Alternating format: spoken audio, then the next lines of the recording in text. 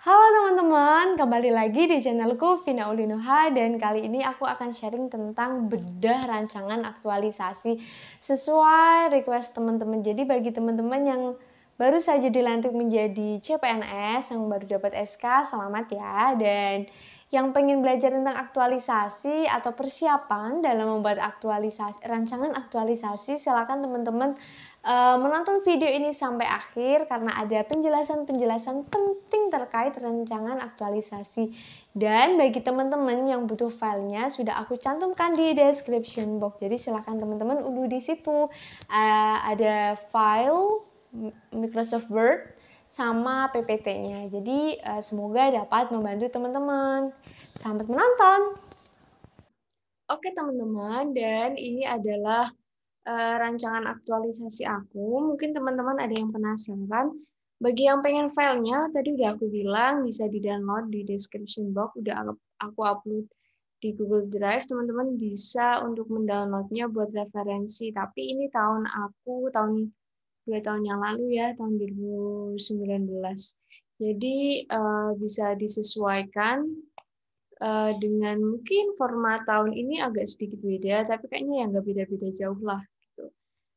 Nah, seperti yang udah aku jelaskan di video sebelumnya bahwa rancangan aktualisasi itu kayak kita bikin rencana kegiatan atau program-program tertentu untuk memecahkan sebuah masalah atau isu.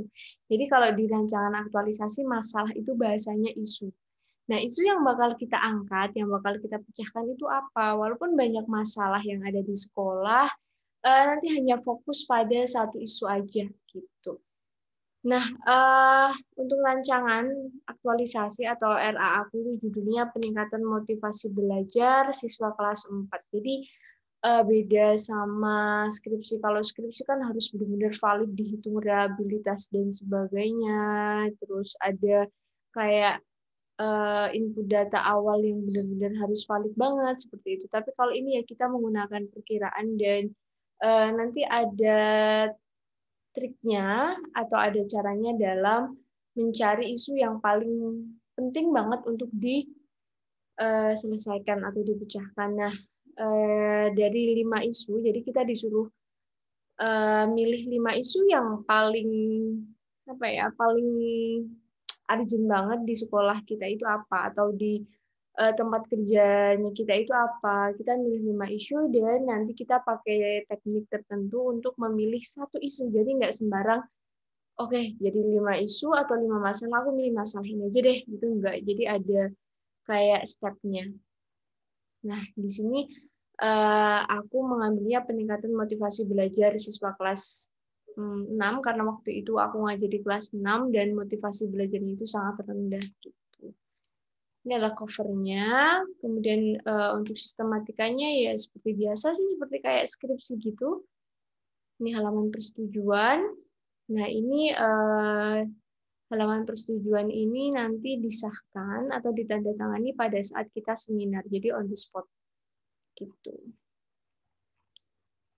Ini seperti biasa ya, ada prakata. Nanti kalau teman-teman mau boleh pakai RA aku terus diedit, disesuaikan sama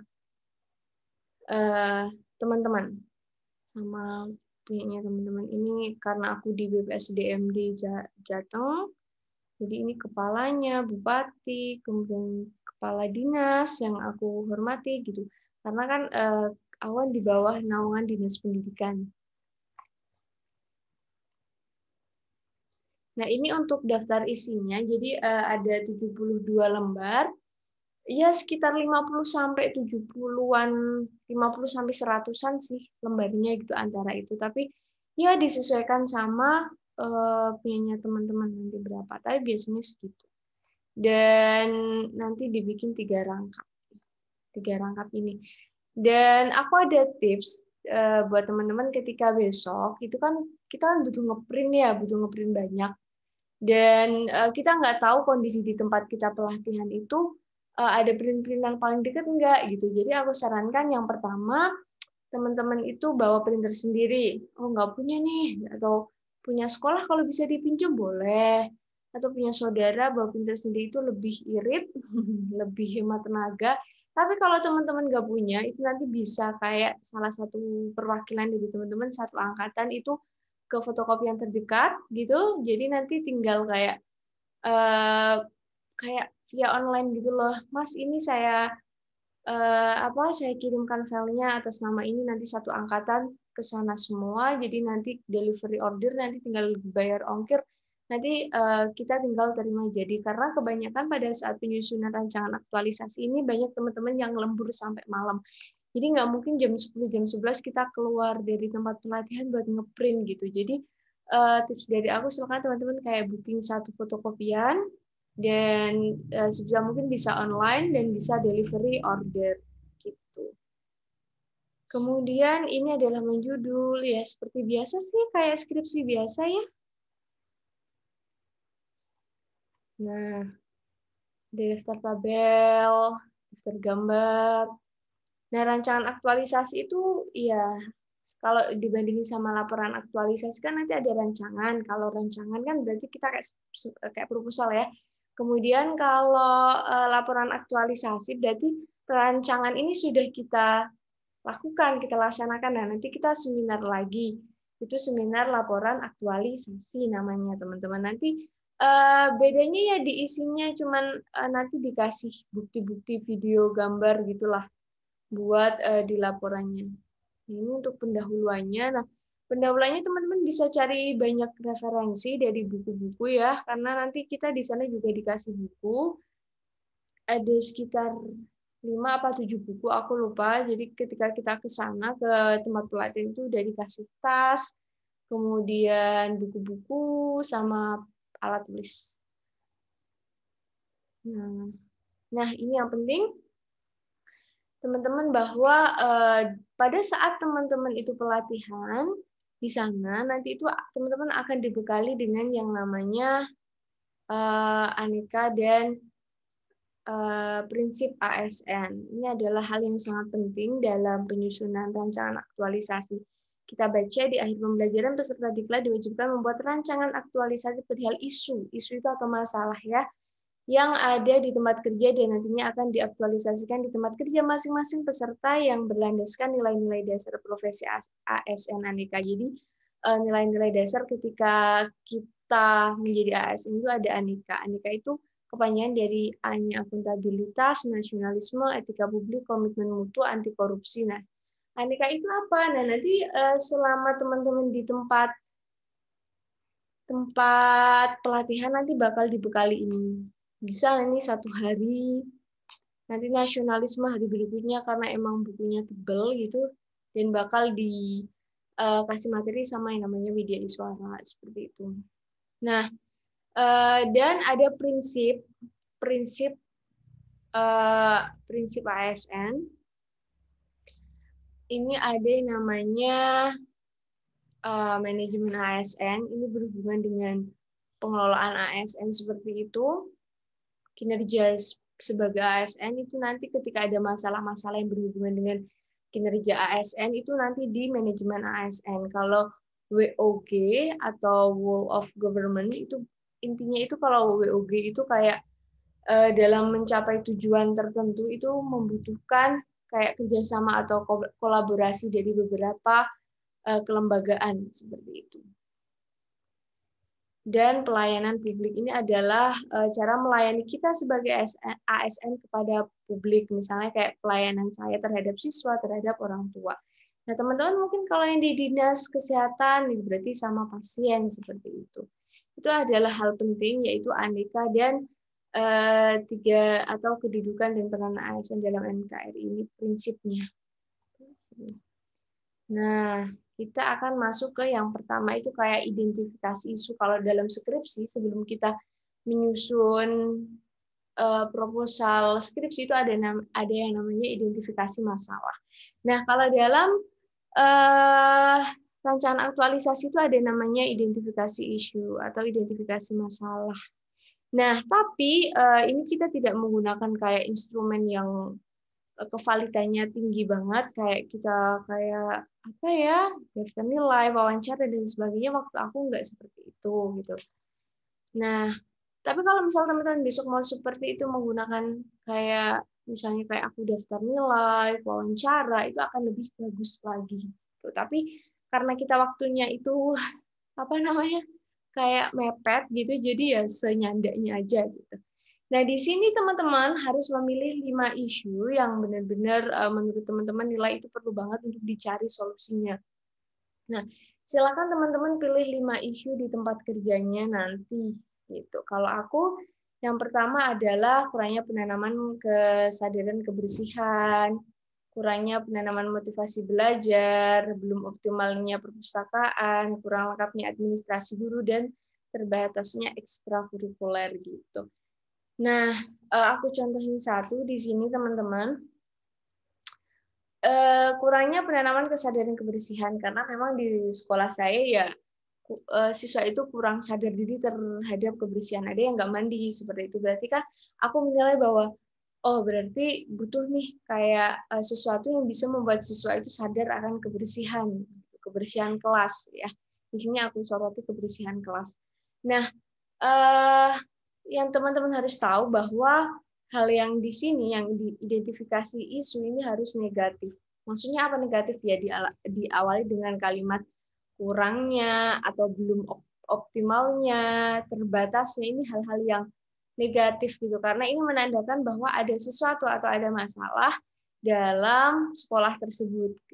Sumber isunya itu ada 3 tadi yang kayak prinsip ASN tadi, ada pelayanan publik, WOG, sama manajemen ASN. Kalau pelayanan publik berarti kesalahan gurunya gitu yang kurang menanamkan kesadaran kebersihan. Jadi ketika identifikasi isu ini teman-teman silahkan menargetkan intinya yang mau disalahin itu pemerintah atau gurunya atau siapa gitu. Nah, di sini harus mengacu ke 3 hal yang tadi. Ketiga ini teman-teman. Nah, ini manajemen ASN berarti kesalahan ASN-nya sendiri terhadap dirinya sendiri atau terhadap lembaga tersebut. Kalau whole of government berarti kita menyalahkan pemerintah. Nah, kalau pelayanan publik kita menyalahkan pelayanan kita terhadap publik, terhadap masyarakat yang belum optimal. Itu adalah sumber isunya ada 3. Silakan teman-teman nanti dipilih sumber isunya itu mana gitu. Nah, kemudian kondisi saat ini itu mencerminkan kondisi yang ada di tempat kerja teman-teman. Kalau di saya, siswa membuang sampah di laci. Jadi banyak jajan-jajan ciki-ciki gitu di laci. Jadi nggak dibuang di tempat sampah. Nah, kondisi yang diharapkan itu gimana? Siswa memiliki kesadaran untuk membuang sampah pada tempatnya agar tempatnya itu bersih gitu intinya. Nah, jadi teman-teman silahkan nanti mengidentifikasi kelima masalah tersebut. Sudah ketemu. Nah, baru kita akan memilih satu masalah yang paling penting untuk paling mendesak, paling penting dan paling harus segera untuk ditangani gitu.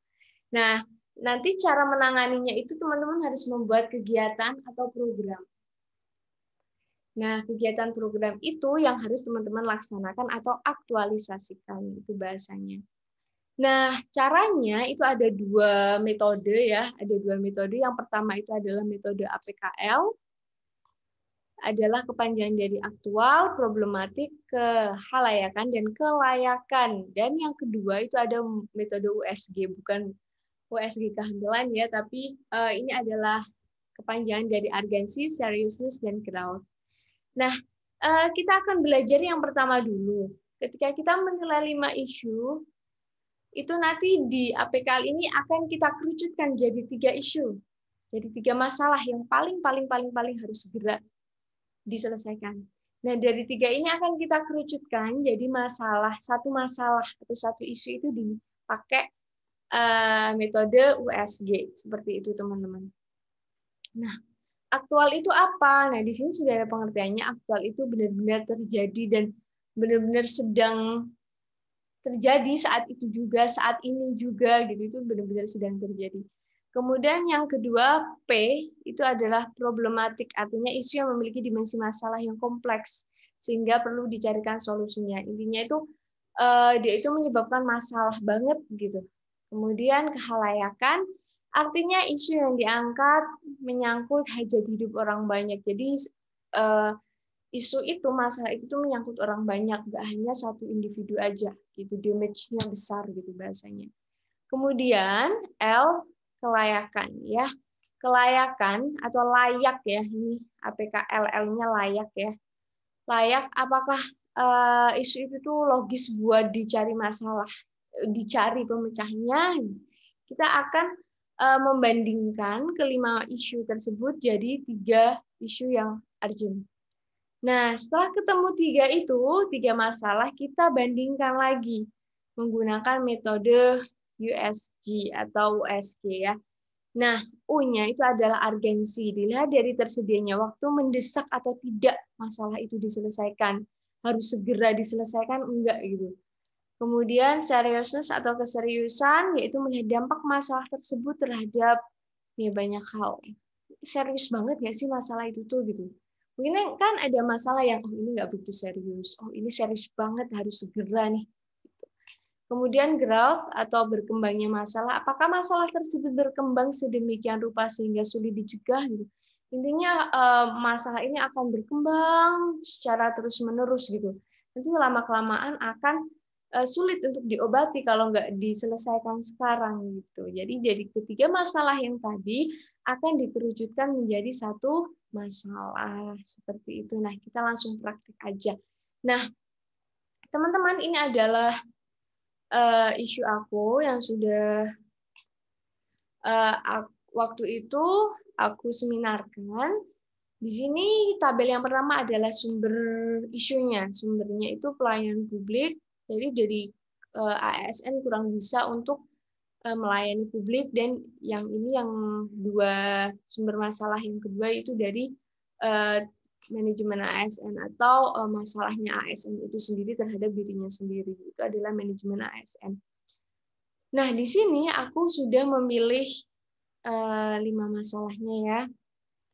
Nah, kemudian kita pakai yang kriteria A atau metode A, yaitu APKL. Nah, di sini aku akan ngasih contoh yang pertama ini.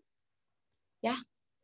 Nah, aku bandingkan sama yang nomor 3. 1 sama 3. Kita bandingkan. Kurangnya penanaman kesadaran kebersihan. Ini kurangnya kesadaran kebersihan. Yang kedua, pengaturan penggunaan perpustakaan. Jadi perpustakaannya itu belum tertata dengan baik dan belum teradministrasikan dengan baik. Nah, kita bandingkan A, aktual. Apakah masalah itu benar-benar sedang benar-benar terjadi? Oh iya. B, problematik. Apakah menjadi masalah? Oh iya, tentu. Karena kalau kurang bersih kelasnya nanti akan kurang nyaman dalam belajar. Kalau misal perpustakaannya belum tertata dengan baik, ya anak-anak juga bingung gitu, bukunya di sana di sini gitu kan, tempatnya nggak enak. Kah kehalayakan menyangkut orang banyak? Iya tentu. Kemudian L, layak, sebenarnya layak. Ya, ini layak banget untuk diberikan solusi. Kalau ini dibandingkan dengan yang lainnya, ini maksudnya ya logis sih, tapi kurang begitu untuk logis. Karena apa? Karena di sini sekolah saya itu kan sempit. Jadi ketika ingin pengaturan dan penggunaan perpustakaan yang baik itu, kita harus bikin perpustakaan gitu. Harus bikin perpustakaan. Sedangkan udah nggak ada lahan lagi buat bikin perpustakaan, harus berkembangnya itu naik bukan ke samping. Jadi ini kan ketika saya ingin memecahkan masalah ini kan nggak logis, karena saya nanti harus bangun perpustakaan, duitnya siapa gitu kan. Jadi sebisa mungkin dalam pembuatan pemecahan isu itu yang logis lah, kan nggak mungkin dalam saya rentang waktu paling 1 bulan atau 2 minggu untuk memecahkan masalah saya harus bangun perpustakaan gitu, itu kan nggak logis. Nah jadi ketika itu menunjukkan hal yang positif, maksudnya iya. Kalau iyalah intinya ya, gampangnya iya berarti dia positif. Kalau negatif, kalau enggak berarti dia negatif. Nah ini dari kelima isu, jadi yang memenuhi syarat ini adalah isu yang pertama, kedua, dan ketiga. Nah sudah ketemu tiga yang memenuhi syarat, maka kita akan pilih satu lagi yang benar-benar itu harus segera untuk ditangani. Nah, di sini saya memilih yang 2, Coba kita bandingkan sama yang pertama ya. eh Urgensi. Urgent banget enggak gitu. Ya, sama-sama urgent lah ya. Kemudian serius. Apakah masalah ini serius? Tentulah ini namanya aja ini di SD, apalagi di SD kita memupuk kemampuan siswa itu bukan hanya di kognitif aja, tapi dari aspek sikap seperti ini kan masuk ke aspek sikap. Sama-sama serius, motivasi belajar. Kalau teman-teman tahu bahwa ketika siswa itu nggak punya motivasi belajar, otomatis dia akan semangatnya berkurang, mata pelajaran apapun dia akan males gitu. Kemudian yang ketiga, G, apa G ya? Growth. Nah, apakah ini akan berkembang, masalahnya akan menjadi masalah yang lebih banyak? Ya, bisa jadi. Tapi ketika dibandingkan dengan motivasi belajar, ini akan menimbulkan dampak yang lebih kompleks gitu dibandingkan kebersihan. Kalau kebersihan kan cuma yang penting eh, anak-anak membuang sampah pada tempatnya, itu kan intinya. Tapi kalau si anak itu dia nggak punya motivasi belajar, dia buat apa di sekolah? Dia nggak punya kepengenan buat belajar, nggak punya kepengenan untuk pintar, itu kan dampaknya lebih lebih besar gitu. Dan dia nanti akan merayap kemana-mana. Bisa hal ini nanti akan merayap ke isu yang pertama, karena apa, ketika dia nggak punya motivasi belajar, dia nggak mau belajar, baik itu belajar pengetahuan maupun belajar sikap. Sikap contohnya kebersihan seperti ini. Jadi dari dibandingkan ketiga isu yang memenuhi syarat ini, nah saya dari kriteria B, maksud aku dari kriteria B USG ini yang paling memenuhi syarat itu adalah yang satu peringkatnya. Jadi saya pada rancangan aktualisasi saya beri judul intinya untuk memecahkan masalah kurangnya penanaman motivasi ini. Gitu. Bisa dipahami ya teman-teman? Nah, jadi aku sudah menemukan hal yang harus aku pecahkan, yaitu penanaman motivasi. Itu adalah bab 1 ya. Ini nanti susunannya, sistematikanya sama seperti skripsi. Teman-teman bisa edit-edit punya aku.